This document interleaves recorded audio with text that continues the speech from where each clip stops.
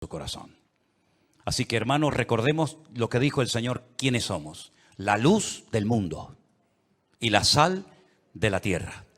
Si me permiten la expresión, guardemos la compostura en todo momento. Porque ahora se nos van a presentar muchísimas oportunidades y ocasiones para dar testimonio y explicarle a la gente, si es que lo sabes, lo que está sucediendo y cómo va a terminar todo esto. Porque la Biblia no solamente te dice cómo va a empezar todo, cómo se va a desarrollar los acontecimientos, sino que además te dice cómo van a terminar los acontecimientos. Y lo que de entrada te puedo decir es que el mundo nunca más volverá a ser el mismo a partir del 7 de octubre. Nunca más Oriente Medio volverá a ser lo que fue. Europa nunca más volverá a ser lo que ha sido. El mundo espiritual ha cambiado radicalmente. Te lo voy a intentar explicar esta tarde. Porque todo lo que nosotros vemos que está sucediendo en este nivel, en esta dimensión de lo natural, es simplemente, como he dicho muchas veces, y lo repito, un reflejo del mundo espiritual. El mensaje de hoy yo lo he titulado ¿Palestina o Israel? Porque se está oyendo mucho hablar en los últimos días, semanas, acerca de Palestina, de Israel y de Palestina. Y yo tengo que hacer un pequeño alto en el camino antes de entrar en lo que va a ser en sí el mensaje y decirte que no hay que ser ni judío, ni musulmán, ni creyente, ni cristiano, ni nada, para saber que nunca, jamás en la historia hubo un Estado llamado el Estado palestino. Nunca existió tal cosa, jamás. Te voy a decir de dónde viene y quién le puso ese nombre a ese territorio de Palestina. Antes de que los judíos llegaran a ese país y declararan el Estado judío de Israel, como se llama en 1948, estaban los ingleses en aquel lugar. Después de la Primera Guerra Mundial se repartieron el mundo las naciones vencedoras. Y a Inglaterra le tocó lo que ellos llamaban en aquel tiempo Palestina. Así es que no sacaron de allí al pueblo palestino, porque nunca existió un país llamado o un pueblo llamado palestino, jamás. Entonces sería antes de los ingleses, pues tampoco, porque antes de los ingleses estaban los otomanos. Y sabéis que en ese país han estado todos, los omeyas, los árabes, los bizantinos, los hasmoneos, los griegos, los romanos, prácticamente todo el mundo ha estado por allí. Los cruzados con aquellas cruzadas, y decirles incluso que hasta el rey de España es el único rey del mundo que tiene el título de rey de Jerusalén, por si no lo sabían. Es decir, que por ese pequeño territorio, que es un cruce entre lo que se consideraba la Mesopotamia y Egipto o la salida al mar Mediterráneo, jamás ha habido un Estado palestino, nunca. No sé si en algún momento lo habrá, pero jamás en la historia ha existido tal cosa. ¿De dónde viene entonces el tema o el término Palestina? Realmente el título, el nombre de Palestina fue un castigo del Imperio Romano a los judíos. Me explico. En el año 132 después de la era de Cristo, después del nacimiento de Cristo, hubo un hombre llamado Bar Kokhba. Su nombre significa hijo de la estrella, Bar, hijo, Kokhba, estrella. Bar Kokhba era un judío que fue declarado el Mesías, el verdadero Mesías de Israel. Ustedes saben que el sueño dorado de Israel ha sido la restauración de la monarquía con un rey descendiente de la tribu de Judá. Y este tal Bar Kokhba, el hijo de la estrella, fue apoyado de una forma tremenda por un rabino muy famoso de la época llamado Rabí Akiva. Rabí Akiva, haciendo una pésima interpretación de un texto del Antiguo Testamento, donde dice que el hijo de la estrella, hablando del verdadero Mesías, reinaría, apoyó de una forma tremenda a Bar Kokhba y emprendió una rebelión en contra del Imperio Romano.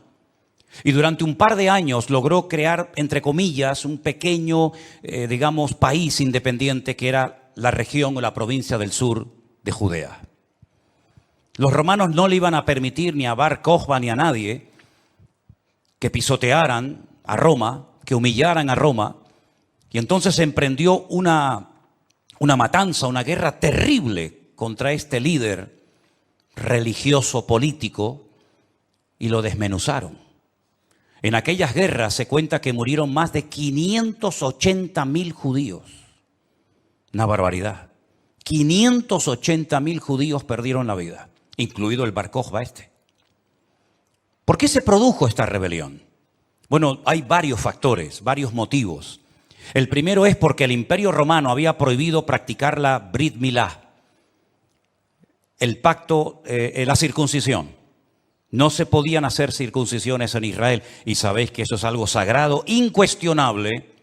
No se negocia el circuncidar sí o no a un varón. Eso es algo que nadie cuestiona. Incluso los judíos ateos lo hacen con sus hijos. Todos lo hacen, sean creyentes, practicantes o no. Y eso estaba prohibido.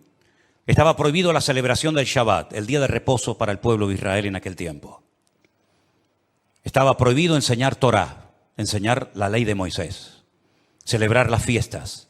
Y para colmo, como ya Jerusalén había sido destruida, totalmente destruida en el año 70 por el hijo del emperador Vespasiano, Tito, la destruyó y cumplió la profecía que Cristo había dicho en Mateo capítulo 24. ¿Veis todo esto? No quedará piedra sobre piedra que no sea destruida. En el año 70 se cumplió literalmente esa palabra profética que Cristo le había dicho a sus discípulos y que la encontramos en Mateo 24. Y la ciudad de Jerusalén fue destruida completamente, incluido lógicamente el templo. Los tesoros del templo, que eran incalculables, se llevaron a Roma. Y su padre, Vespasiano, construyó un templo, pero a la muerte, el famoso Coliseo Romano, que todavía lo pueden visitar los que quieran. Y para hacer una conmemoración de esta victoria, entrando o muy cerca del Coliseo Romano, está el Arco del Triunfo de Tito, por donde les desfilaron las legiones romanas, humillando a los judíos que se los llevaban por miles y centenares a Roma para ser lanzados al circo romano, crucificados, etcétera, etcétera. No solamente ocurrió eso, sino que para más INRI, para más humillación, lo que hizo el emperador Adriano fue cambiarle el nombre a la ciudad de Jerusalén. Subió a lo alto de donde estaba el templo, que es el monte Moriah, donde actualmente está el Domo de la Roca, y al lado la mezquita famosa de Al-Aqsa. Y allí puso un templo a Júpiter, una de las divinidades más adoradas y queridas de Roma. Y le cambió el nombre de Jerusalén por Aelia Capitolina. Y ese fue el nombre que le pusieron. Esto fue una humillación tan grande que no pudieron soportar semejante humillación parte de la tribu de Judá que estaba todavía en aquel tiempo allí, que decidieron emprender una rebelión en contra de Roma. Y en el 132, este hombre, Bar Kokhba, se atrevió a plantarle cara al Imperio Romano. Y durante un par de años tuvo, éxito, pero finalmente fue despedazada y arrasada completamente ese país. El rabino que la apoyó, el rabí Akiva, lo llevaron a Cesarea la Marítima. Digo la Marítima porque sabéis que en los tiempos de la Biblia había dos ciudades que se llamaban Cesarea, Cesarea de Filipo al norte y Cesarea la Marítima al lado del mar Mediterráneo. Y allí con peines de hierro al rojo vivo le arrancaron toda la piel y lo torturaron hasta la muerte a rabí Akiva. Y ya se acabó cualquier otra posibilidad de rebelarse, de levantarse contra el Imperio Romano. Queda un pequeño reducto de judíos, rebeldes, pero bueno, ese es tema para otro día. Y entonces, para humillar más a ese país, para que nunca nadie pudiera recordar que un día hubo una ciudad llamada Jerusalén, que ahora se iba a llamar, ya hacía años que se llamaba Aelia Capitolina, al país se le puso Filistea, tierra de filisteos. Y de ahí viene la palabra, el origen de la palabra Palestina. Fue un castigo de Roma a los judíos para que nunca más nadie pudiera echar de menos un país llamado Israel. Y esa es la historia del nombre Palestina. Y por allí, ya digo, han pasado todas las civilizaciones, culturas, religiones, imperios, cruzados, etcétera, etcétera. Pero nunca, a pesar de que Roma le puso a ese país Palestina o tierra de filisteos, jamás hubo un estado propio, gobernado, libre, independiente, llamado el Estado de Palestina. Jamás lo ha habido, nunca. Y no hay ni que ser cristiano para entender esto. Cualquier persona lo sabe perfectamente. Por lo tanto, cuando hace unos días un señor dijo que Jesús era palestino, yo le pediría a los que son de ese país que se pongan en contacto con su embajador o con su presidente y le corrijan a este señor, porque Palestina no existía en la época del Señor Jesús. Hay que decirle a este señor que Jesús era de la tribu de Judá. Su padre y su madre, que están sus árbol genealógico en la Biblia, Mateo capítulo 1, Lucas capítulo 3, eran descendientes de la tribu de Judá, que a su vez estaba entroncada con la casa real del rey David. ¿Y quién era David? Era de la tribu de Judá. Su papá se llamó Isaí. El padre de Isaí fue Obed. El padre de Obed fue Booz. Y Booz era el hijo de Rahab, que se casó con Salmón, que era del pueblo de Israel. Por lo tanto, Jesús era judío. Por eso lo circuncidaron a los 8 días. Por eso subía a Jerusalén 3 veces al año, para celebrar las fiestas que la Torá de Moisés indicaba que tenían que subir a Jerusalén. Por eso Jesús nunca fue a una mezquita, siempre fue a sinagogas, porque ni siquiera las mezquitas, el Islam, existía en la época de Jesús, sino que tendrían que pasar más de 600 años, más de 6 siglos y medio, hasta que naciera el Islam, que por cierto significa sumisión. ¿A quién? Lo interesante es que el Señor Jesucristo, cuando es juzgado por sus enemigos, en este caso los romanos, el que lo sentencia a muerte ordena poner encima de la cruz un título escrito en 3 lenguas: latín, griego y árabe. Si ustedes me dejan que siga, tienen un problema, porque he dicho un disparate y ustedes no han dicho nada. Y ustedes no tienen que permitir que yo ni nadie diga disparates en este púlpito. Eso es. Entonces corríjame cuando digo algo mal, no tengan miedo. El Poncio Pilato dijo, de encima de su cruz tienen que poner un cartel en latín, el idioma de los romanos, en griego, la lengua internacional de la época, y en hebreo, que es el idioma que habla este pueblo, que diga Jesús Nazareno, rey de los judíos. No dijo rey de los palestinos, no dijo rey de los árabes, dijo rey de los judíos, que eran los que vivían allí. Porque dice Juan capítulo 1 que a los suyos vino y los suyos no le recibieron. Y los suyos eran judíos que estaban viviendo en aquel momento bajo la opresión, bajo el yugo del imperio más terrible que jamás ha existido y el más longevo, que fue el imperio de Roma.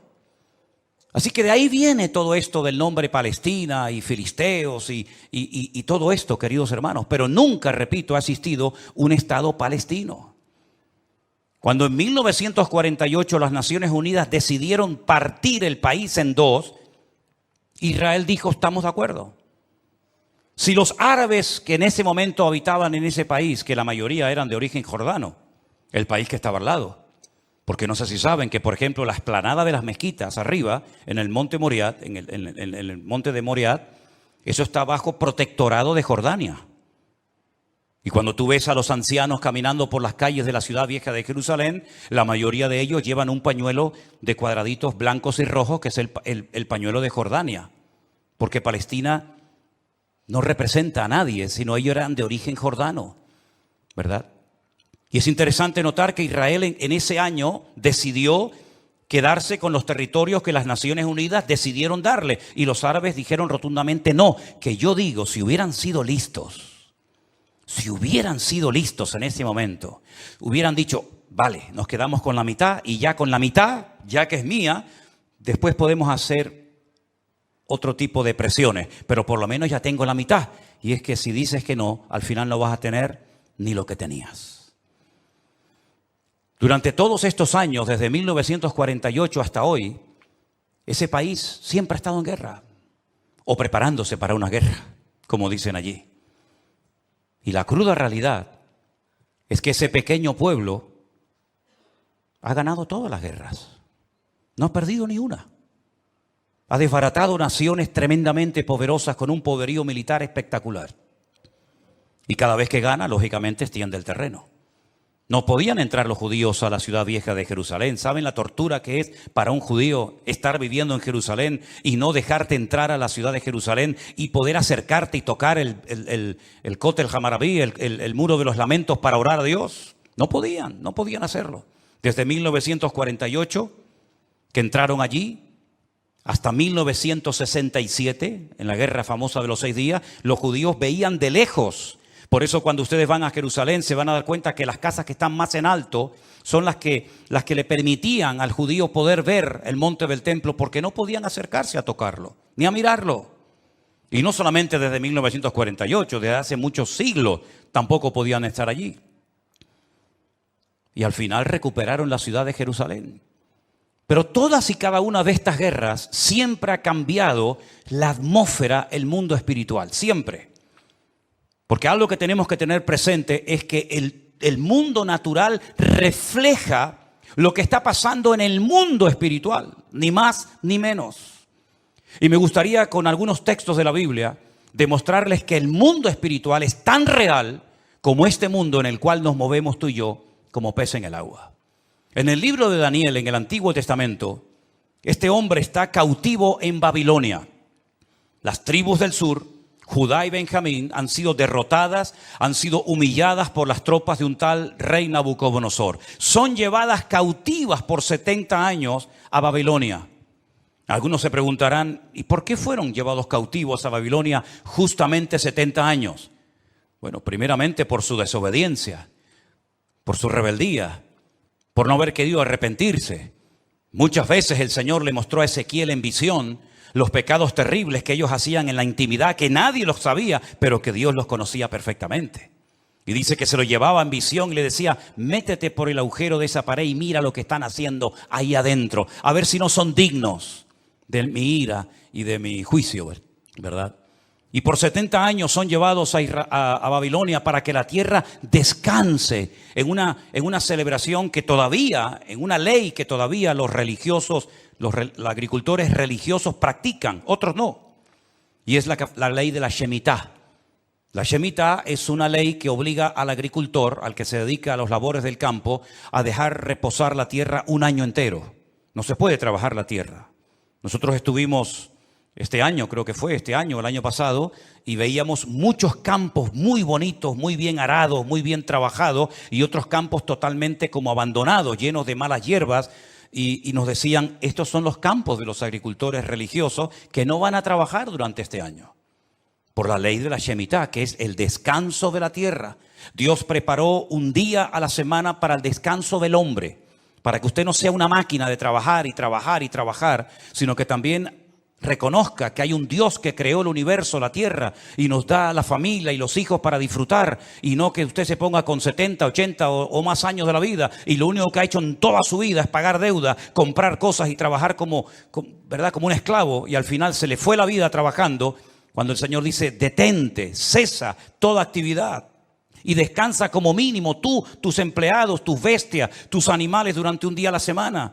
Y así reconocen la obra creadora de Dios, y así renuevas tu fuerza para empezar una nueva semana con la bendición de Dios. Pero también la tierra, el Señor la cuida, porque dice la Biblia que la tierra es de Dios, no es del hombre. La tierra de Israel no es de los judíos. La tierra de Israel, ese territorio tan pequeñito, no es de los palestinos. ¿Quién es el dueño de la tierra? Es Dios, lo dice en su palabra. Del Señor es la tierra y su plenitud.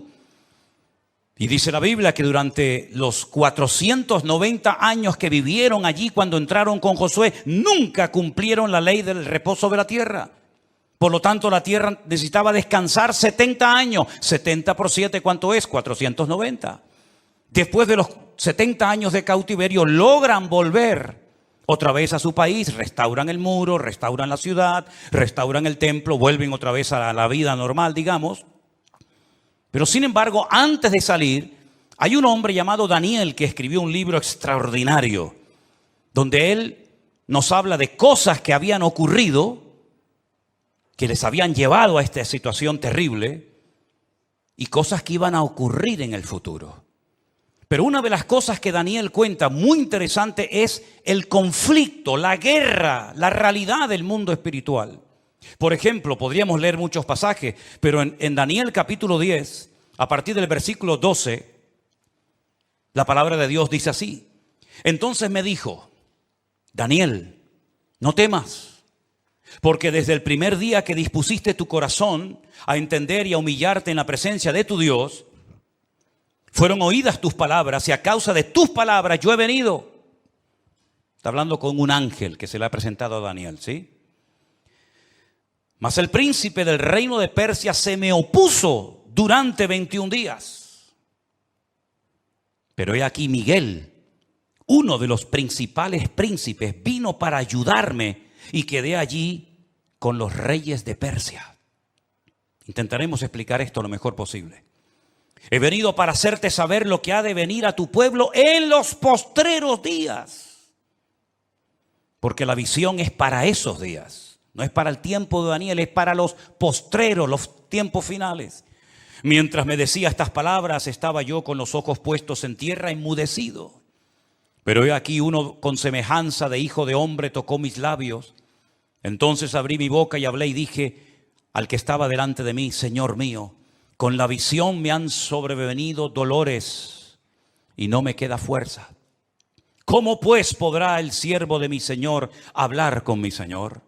Porque al instante me faltó la fuerza y no me quedó aliento. Y aquel que tenía semejanza de hombre me tocó otra vez y me fortaleció y me dijo, muy amado, no temas, la paz sea contigo, esfuérzate y aliéntate. Y mientras él me hablaba, recobré las fuerzas y dije, hable mi Señor, porque me has fortalecido. Y me dijo, ¿sabes por qué he venido a ti? Pues ahora tengo que volver para pelear contra el príncipe de Persia. Y al terminar con él, con el príncipe de Grecia, que vendrá. Pero yo te declararé lo que está escrito en el libro de la verdad, y ninguno me ayuda contra ellos sino Miguel, vuestro príncipe. Aquí está hablando de príncipe, el príncipe de Grecia, el príncipe de Persia. Habla de un arcángel tremendamente poderoso que aparece en pocas ocasiones en la Biblia llamado Miguel, que dice que es el príncipe que protege al pueblo de Israel de ser aniquilado y destruido. Porque una cosa que les quiero decir y que os quede clara, y me da igual si estáis de acuerdo o no, me da igual, créame, pero te lo tengo que decir. Recientemente se le preguntaron a altas autoridades de Hamás y le dijeron, si pudierais elegir entre tener todo el Estado de Israel, todo el territorio, de norte a sur y de este a oeste para ustedes, o la destrucción, la aniquilación total y absoluta del pueblo de Israel, ¿qué elegiríais? ¿Sabe la respuesta, no? Preferimos que no exista ni un solo judío sobre la faz de la tierra antes de quedarnos con todo su territorio. Porque no es que quieren quedarse con todo el territorio, es que quieren arrojar al mar o al desierto para que muera toda la población de Israel, que en este momento está alrededor de unos 15 millones de personas más o menos repartidas en varias naciones de la tierra. ¿Quién puede negociar con alguien que te quiere matar? ¿Quién puede negociar con alguien que viola a tus hijos y los quema delante de tu presencia? ¿Quién puede negociar con alguien que le abre el vientre a una mujer embarazada y le saca a su hijo que aún está con vida? ¿Quién puede negociar con alguien que te odia y que el sueño de su vida es destruirte a ti y a toda tu descendencia? ¿Quién puede negociar con semejantes salvajes? Fijaros que ya no digo animales, como decía hasta el otro día, porque no quiero ofender a los animales. Pero aquí encontramos una realidad espiritual.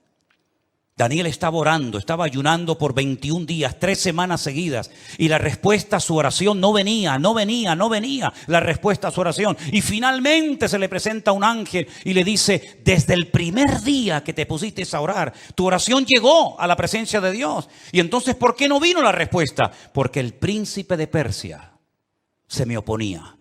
Había interferencias, por decirlo de alguna manera, en el mundo espiritual. ¿Quién es el príncipe de Persia? Un poder espiritual, un príncipe de las tinieblas que no quería que Daniel recibiera la revelación y la información de lo que le iba a pasar a su pueblo a corto y a largo plazo. Y con esto coincide lo que se ha leído esta tarde desde este mismo púlpito, la famosa armadura del cristiano en Efesios capítulo 6, donde el apóstol Pablo dice: nuestra lucha ahora como creyente no es contra sangre y contra carne, no. Esa ya no es nuestra batalla, esa ya no es nuestra lucha.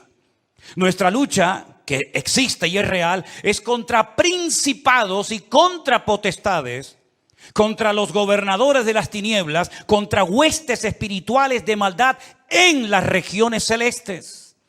Y por eso Pablo describe la armadura del soldado romano, pero dándole como una aplicación para que el cristiano pueda vivir en todo momento bien armado, bien preparado, bien listo para poder enfrentar ese conflicto espiritual que todo creyente sabe perfectamente que está librando.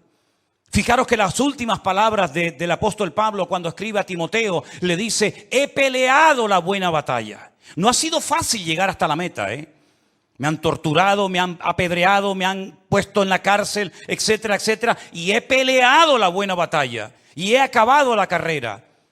A Timoteo, cuando está pasando un momento de desánimo, de caído en su espíritu por las presiones y las luchas que está llevando a cabo en la iglesia que está pastoreando en Éfeso, le dice: pelea la buena batalla, echa mano de la vida eterna, sufre penalidades como buen soldado de Jesucristo. Yo sé que por ahí se ha predicado un evangelio aguado, un evangelio donde ven a Cristo y todos los problemas se te van a solucionar. No es verdad. Dios te va a dar gracia, paz y fortaleza en medio de los problemas. Pero muchos problemas no van a desaparecer por el hecho de que ahora usted se ha convertido a Cristo. Si le han predicado otra cosa, no es mi problema, pero sí es mi responsabilidad decirle que la vida no es fácil, ni para el ateo ni para el creyente. Y dice la Biblia que cuando sale el sol calienta buenos y calienta malos. Y cuando hay guerras mueren buenos y mueren malos. Y cuando hay un naufragio mueren cristianos y mueren ateos. Y cuando hay un atentado, cuando hay un terremoto o cuando hay un tsunami, mueren cristianos, mueren blancos, mueren ricos, mueren todos, porque es parte de la vida. Pero en medio de las tormentas y sufrimientos de la vida, nosotros sabemos que el Señor está a nuestro lado. Y eso es lo que nos da la fuerza para decir: Dios está conmigo porque yo sé en quién he creído. Miren a Job, y no me quiero ir del tema, pero miren a Job, un hombre que perdió a sus hijos, un hombre que perdió su salud, un hombre que perdió su patrimonio, toda la vida trabajando para tener 4 cosas y en un día las perdió todas. Como le puede pasar a cualquiera, ¿o no?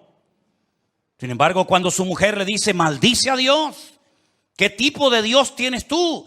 Que hoy te da y mañana te quita, ahora te sana y mañana te enferma. Y le dice: como cualquier persona incrédula, insensata, has hablado. Yo sé en quién he creído y aunque Dios me mate, yo lo voy a seguir adorando, porque yo sé que mi Redentor está vivo. Podemos tener paz en medio de la tormenta, podemos dormir en paz, como dice la Biblia: en paz me acostaré y asimismo dormiré, porque solo tú, Señor, me haces vivir confiado. Y aunque un ejército acampe contra mí, no temerá mi corazón, porque el Señor es mi luz y mi salvación. Son promesas que las hemos interiorizado en nuestra vida y no es como un mantra que lo tengo que repetir para autoconvencerme de que Dios está conmigo. Es que no me tengo que autoconvencer de nada. Él mismo me da testimonio a mi espíritu de que no estoy solo en medio de las luchas de la vida. Y el pueblo de Israel no es que sea el mejor pueblo del mundo, Yo no estoy aquí para hacer, digamos, una disertación a favor de unos que son muy buenos y otros que son muy malos. Yo no estoy aquí representando a nadie. Yo solamente represento a mi Dios. Y mi Dios no se casa con nadie. Y mi Dios ama a todo el mundo por igual. Y mi Dios no hace acepción de personas. Y todos los seres humanos, me da igual, son palestinos, o son judíos, o son canarios, o son latinos, o de donde sea. Todos los seres humanos tenemos que arrepentirnos delante de nuestro Dios por nuestros pecados. Y aquí no hay ni buenos ni malos, sino que aquí cada uno tiene que ser consciente de que no hay justo ni aun uno delante de la presencia del Señor. El mismo Señor Jesucristo, y hoy lo leía en el Evangelio de Mateo, le decía a los judíos: si no os arrepentís, todos pereceréis igualmente. Por lo tanto, mis queridos hermanos, lo importante es saber que estamos en una guerra espiritual porque estamos a punto, y lo vamos a ver, que todo va a cambiar. La película que hemos vivido hasta el día de hoy, nuestra vida ha sido como una especie de película, con diferentes actores, diferentes escenarios, ¿verdad? El escenario va a cambiar completamente. Los actores van a cambiar. El guión va a cambiar. Y cuando está a punto de producirse un cambio en el mundo significativo que afecta a miles y a millones de personas, hay siempre guerra en el mundo espiritual. Miren cuando Cristo nació, la guerra espiritual que hubo. Comenzaron a asesinar niños, ¿verdad? Comenzaron una serie de revoluciones, porque cada vez que va a haber un cambio que va a afectar la economía, la política, la vida social, etcétera, siempre hay un conflicto espiritual tremendo.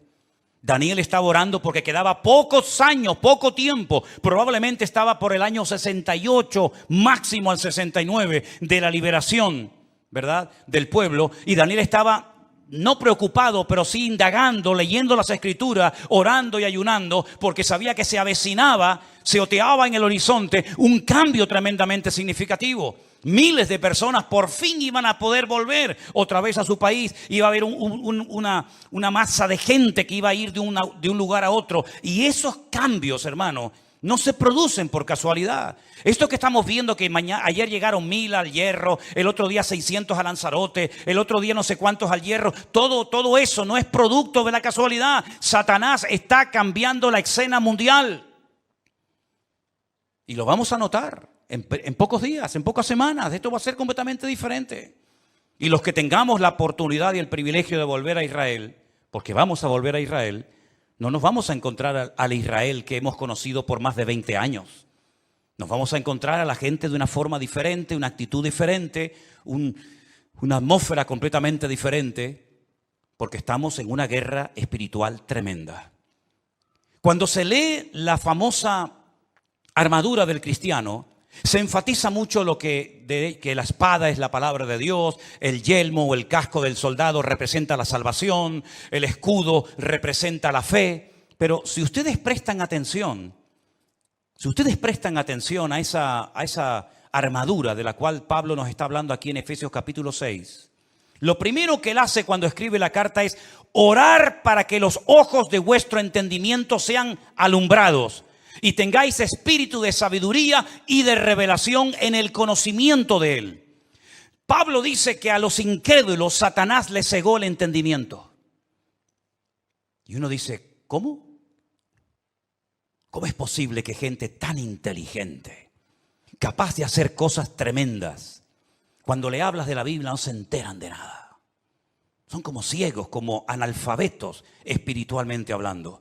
Capaz que el tipo es un matemático, un científico espectacular, pero cuando le hablas de las cosas del reino, de las cosas espirituales, dice que para él son locura, no las entiende.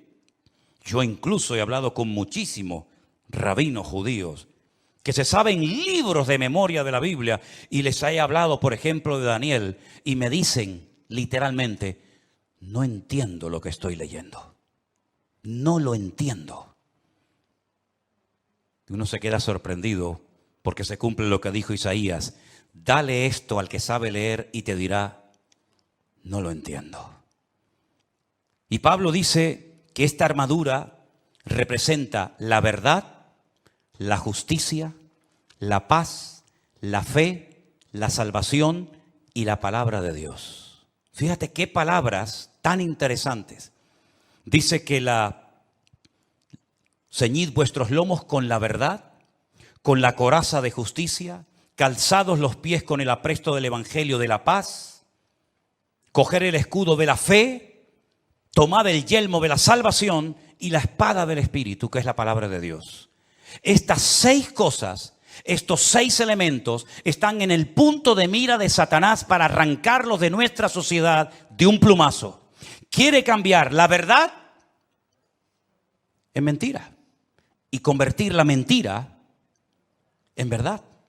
Si no, sal por la calle hoy en día y pregunta cosas que tienen que ver ya no con la fe, sino con el sentido común. Y te vas a dar cuenta que hay gente que cree en mentiras creyendo 100% que son grandes verdades. Y las grandes verdades las cuestionan y las echan a un lado porque dicen, eso no es verdad, eso es mentira. Esa es una de las estrategias del diablo: bombardear, dinamitar las escuelas, las universidades, incluso también, como no, las iglesias, la familia, los gobiernos, la política, el arte, la pintura, la literatura, todo, para que al final la sociedad siga creyendo más en las mentiras que en las verdades. ¿Quién enseñó que para ir al cielo hay que explotarse? Es una gran mentira. Pero 1.000 millones creen que es una gran verdad. Aquí vino hace poco una persona que me decía: ¿cómo es posible que ustedes crean que la tierra es redonda si la tierra es plana? Yo decía: pero ¿me está hablando en serio este hombre? Quiere quitar la verdad y convertirla en mentira. La justicia la quiere convertir en injusticia. De hecho, muchas veces hay más sentido común, más sentido de la justicia en la calle, en la sociedad, hablando en una cafetería o en un bar, que cuando ves un acto supuestamente de justicia, que es una tremenda injusticia. Cuando a una persona se le meten en su hogar y no los puedes echar porque no tienen dónde vivir. Y no les puedes cortar la luz y el agua porque es un delito si le corto a un ocupa en mi casa la luz y el agua. Que han convertido la justicia en injusticia. Ya no tiene derechos el propietario, ahora tiene derechos el que usurpa la propiedad ajena. ¿Eso es una justicia? ¿Eso es justicia? Quiere cambiar la paz en guerra, cosa que sabe hacer perfectamente. La fe en incredulidad, la salvación en muerte y en desesperación eterna, y la palabra de Dios por cualquier cuento que cuenten por ahí, dándole más credibilidad a las mentiras que al libro eterno llamado Biblia o palabra de Dios. ¿Qué te parece? Estamos viviendo en tiempos peligrosos porque dice Daniel capítulo 7 verso 2 que los vientos han comenzado a soplar en el gran mar. Miren ese versículo. Daniel dijo: miraba yo en mi visión de noche y he aquí que los 4 vientos del cielo combatían en el gran mar. En la Biblia, el gran mar es el mar Mediterráneo.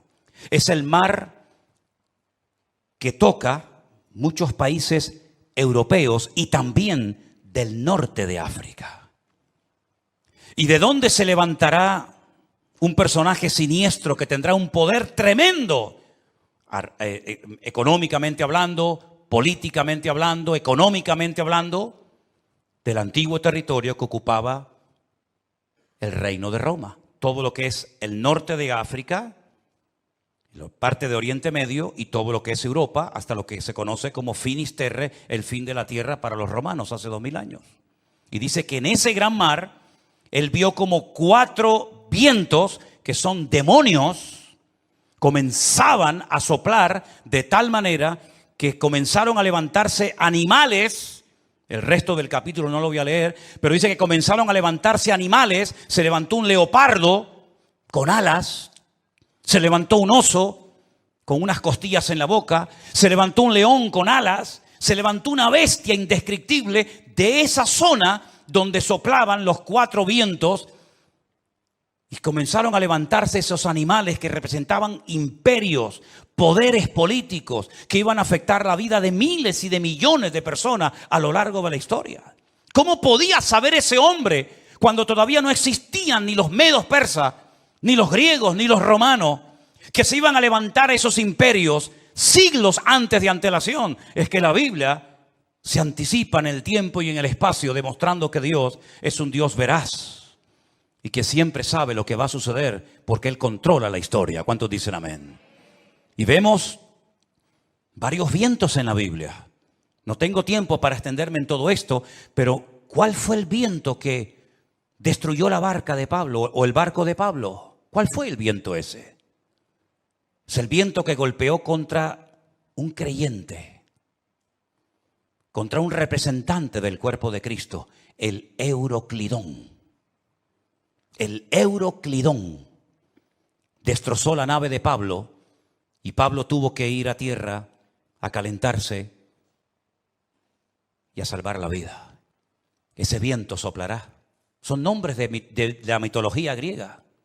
El Aquilón, el Austro, Son vientos que se mencionan, por ejemplo, en el libro del Cantar de los Cantares.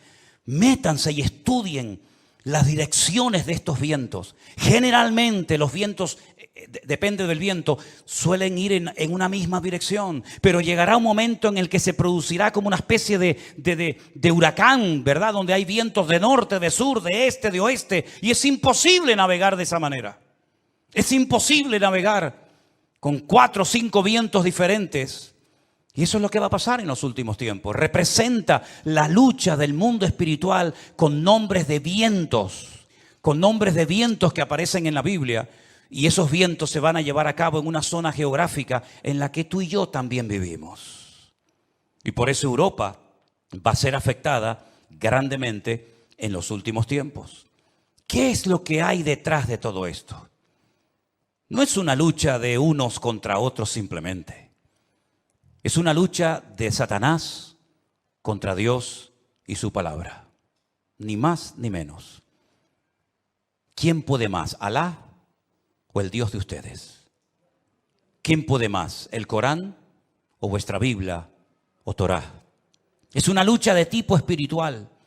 Y si no estamos velando y orando, no vamos a saber cómo comportarnos, cómo actuar en este tiempo. Porque algo muy importante, que lo vamos a ver ahora en un momento en la pantalla, es cómo Satanás a lo largo de la historia, como una especie de camaleón, si me permiten, ha ido adaptándose a los tiempos, a las culturas, a las tradiciones, y de esa manera ha ido preparando el escenario para esta escena final que tenemos en el horizonte. Todavía la guerra fuerte que nos habla Ezequiel 38 y 39 aún no ha empezado. No es esta que estamos viendo ahora. Todavía viene otra peor, para que lo sepan. Cuando Gog, príncipe de Mesec y Tubal, vienen del norte con 200 millones de soldados para destruir al pueblo de Israel. Porque de esta Israel volverá a salir con muchas pérdidas humanas, con mucha sangre derramada, pero aún viene la peor, que la Biblia dice en qué momento se va a producir, qué naciones van a intervenir, por dónde van a atacar, cómo va a terminar, cuánto va a durar, etcétera, etcétera. Pero tengo una lista que se la voy a poner ahí en la pantalla. Espero que estas características del diablo de los últimos tiempos las tengan en cuenta, porque esta es la forma como Satanás ha decidido actuar en nuestra generación. Primero, lograr los objetivos deshumanizando a la humanidad. Eso ya es una realidad entre nosotros. El objetivo, lo que se pretende alcanzar, está por encima de cualquier precio de vida humana. Si mueren 1000, da igual, traemos otros 1000. Si son 10.000, traemos otros 10.000. Es como cuando los romanos estaban al pie de la montaña de Masada. ¿Se acuerdan en Masada, en el desierto de Judea? Dice la Biblia que había arriba en Masada un reducto de judíos que no querían rendirse. Ellos rodearon la muralla de Masada y comenzaron durante años y años y años a echar tierra para construir una rampa que todavía se puede ver, y por esa rampa subieron ¿cómo se llama? El aparato ese de madera grande. Ahora ya lo diré.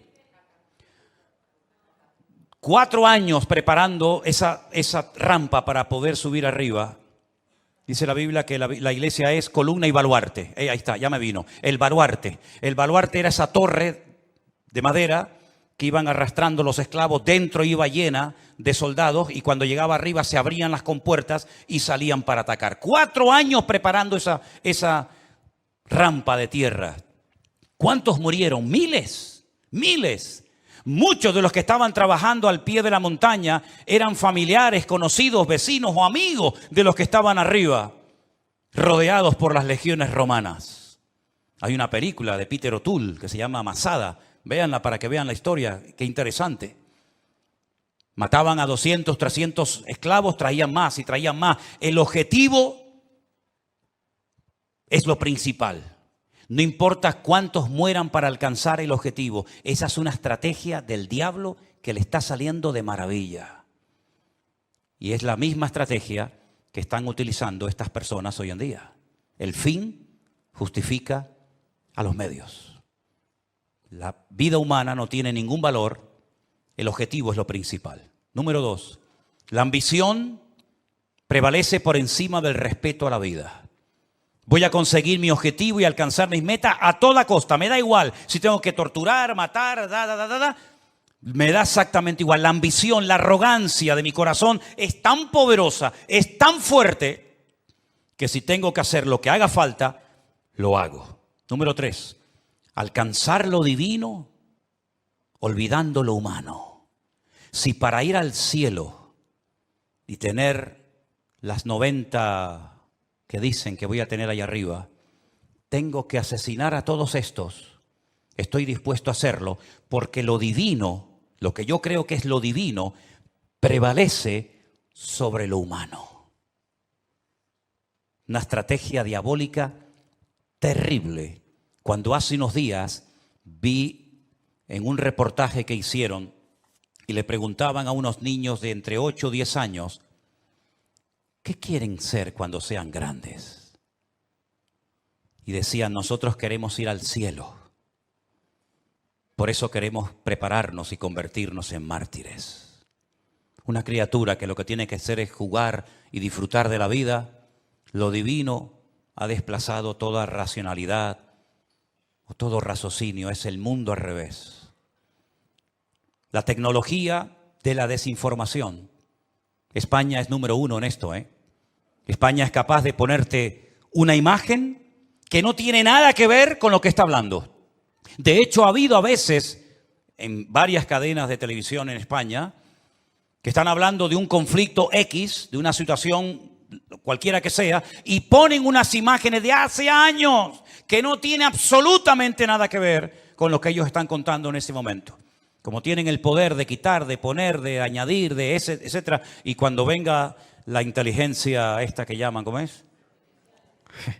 Cuando venga la inteligencia virtual o artificial, perdón, ni te imaginas las barbaridades que vamos a ver, donde personas están comenzando a decir cosas que ellos jamás han dicho, pero que por una manipulación de la tecnología te hacen creer lo que no han dicho o lo que han dicho. En fin, una locura. Los medios de comunicación son una fábrica que crea deliberadamente ignorancia. Cuanto más ignorante sea la gente, mejor. La ignorancia para ellos es poder. Cuanto más ignorante sea una persona sobre la realidad, sobre la Biblia o sobre lo que sea, mejor.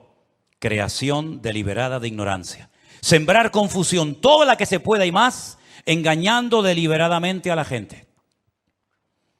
Poner en duda la credibilidad de la fuente. Por ejemplo, mi fuente de información es la Biblia. Ah, no, pero eso no sirve, eso está caducado. ¿Cómo? No, la Biblia está llena de contradicciones. Y se quedan tan panchos. Y se quedan tan tranquilos. ¿Cómo que está llena de contradicciones? ¿Dónde están las contradicciones?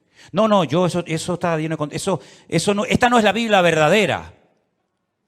¿Cómo que no es la Biblia? No, la Biblia verdadera la tienen los curas en el Vaticano, me dijo una vez uno.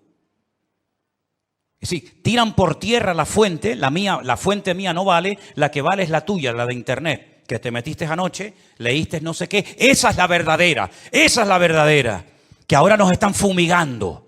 Esas nubes que aparecen en el cielo son aviones que nos están fumigando para que no llueva. Dios, pues menos mal que nos fumigaron para que no lloviera, Porque ayer hablaba con un pastor de Madrid que me dice, no puedo salir del coche porque tengo el agua hasta el cuello. Increíble, ¿no? O cuando vino el COVID, ¿se acuerdan? Esto es una estrategia de los Illuminati, de los masones, para una drástica reducción de la población humana. Pues qué malos fueron, porque me parece que murieron como 2 o 3 millones en el mundo y somos 7.000 millones. Lo hicieron muy mal, Y que todos los que nos vacunamos en 2 años morimos. Pues se equivocaron, porque ya llevo 3 vivo y coleando.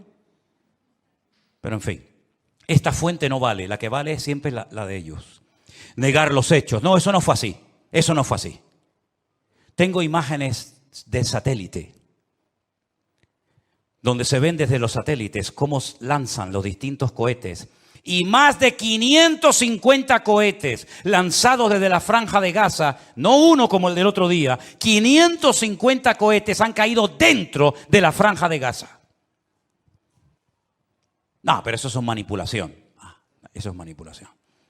Bueno, producir ignorancia manipulándolo todo, pervertir las prioridades, como aquellos que estaban construyendo un edificio tan grande, tan grande, tan grande, que dice que se tardaba 1 año en subir un bloque desde abajo hasta arriba. Y cuando iban por el camino iban tan agotados que caían, se mataban, y entonces la gente comenzaba a llorar y decía, pobrecito, no lloro por él, lloro por el ladrillo que no logramos ponerlo arriba. Lloraban más por el ladrillo que se había perdido que por la persona, por la vida que se había perdido. Hermanos queridos, vivimos en un mundo loco, al revés y patas arriba. Y permítame decirles que esto no ha hecho más que empezar. Nosotros como cristianos y como hijos de Dios no tenemos que tener ningún temor, porque ya sea que vivamos o muramos, somos del Señor. Y las puertas del Hades no prevalecerán contra la iglesia, dice la Biblia.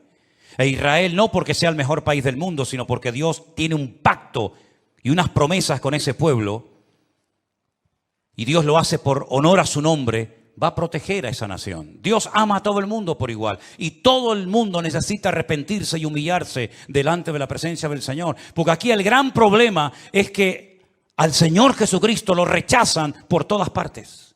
Pero ojo, también los católicos rechazan a Jesús, ¿eh? Cuando usted le da más culto a su madre que a Jesús, usted está rechazando a Cristo. Cuando usted le da más prioridad a la madre que al hijo, usted está blasfemando el nombre de Dios. Ay, no diga eso. Pues, ¿qué quiere que le diga? Cuando usted le da más honra, más culto, más reverencia a la criatura que al Creador, usted está haciendo exactamente igual que aquellos que no quieren saber nada del Señor Jesucristo. Porque el Señor Jesucristo dijo, separado de mí, nada podéis hacer. ¿Tú crees que lo que tú has conseguido en la vida a Dios le impresiona? Dime la verdad. ¿Tú crees sinceramente que lo que tú has conseguido con sudor y lágrimas durante toda tu vida, Dios lo necesita? ¿Te lo vas a llevar en la caja cuando llegues a la otra vida? A Dios le impresiona. Ay, todo lo que tiene, Dios tiene 1000 veces más cosas que tú. Por lo tanto, Dios no necesita nada de nosotros. Somos nosotros los que le necesitamos a Él. Porque ya el Señor Jesucristo lo dijo, separados de mí, nada podéis hacer. Y esta realidad espiritual en la que estamos viviendo tú y yo hoy en día, la única forma de mantenernos firmes en el día malo, y ya empezó el día malo para nosotros. Mira, Moisés tuvo su día malo, Salió a dar una vuelta y se cargó a un hombre. Ese fue el día malo de Moisés. Pedro tuvo su día malo cuando aquella chica lo apuntó con el dedo y le dijo, tú eres uno de ellos. Y él le negó. Ese fue el día malo para Moisés, para Pedro. Elías tuvo su día malo cuando una depresión lo prendió y le dijo, Señor, quítame la vida, ya no aguanto más, estoy solo, ya no quiero seguir adelante. Ese fue el día malo.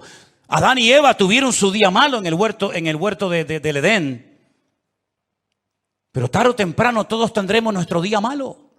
Y dice la Biblia, para que habiendo acabado todo, estar firmes. Y la única manera de poder estar firme y no caer en depresión, en desánimo y en tantas cosas que se hacen, es poniendo la mirada y la confianza solamente en nuestro.